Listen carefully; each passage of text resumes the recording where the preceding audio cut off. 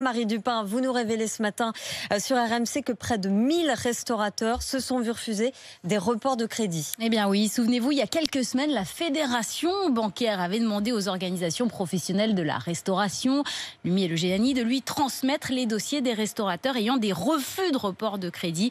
Eh bien, en seulement 2 mois, des centaines d'entreprises ont fait une demande d'intervention, malheureusement restée sans solution. C'est le cas du patron de la Taverne Henri IV, un des plus vieux bars à vin à Paris.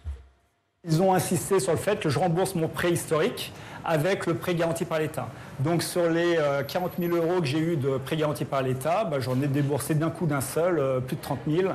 Comment forcer la main à des petits patrons, transférer un risque bancaire vers l'État. J'ai mangé mon boa, là, c'est pas un serpent que j'ai mangé, mais un boa. Donc je bouffe en silence, c'est le jeu, c'est le pot de terre contre le pot de fer.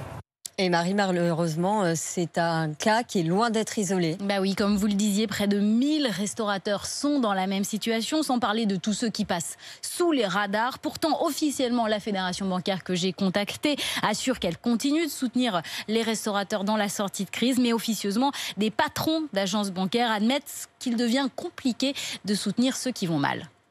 Même vous, à titre perso, vous venez me voir, vous me dites j'ai pas de revenus, bonjour, je vais acheter, je vous prête ou pas? Si ça va mal depuis le début, la crise Covid n'a pas arrangé les choses. Il y a un truc en termes bancaires, dans la banque bancaire, qui s'appelle le soutien abusif. Une boîte qui tenait avant, elle continue à tenir. Et on continue à l'accompagner. Mais celles qui sont vraiment trop en difficulté, à un moment, vous lâchez. Comme on aurait lâché à un moment ou à un autre. C'est même pas une stratégie, c'est du bon sens. Voilà, c'est du bon sens. En clair, la fin de la crise sonne aussi la fin de la solidarité de crise.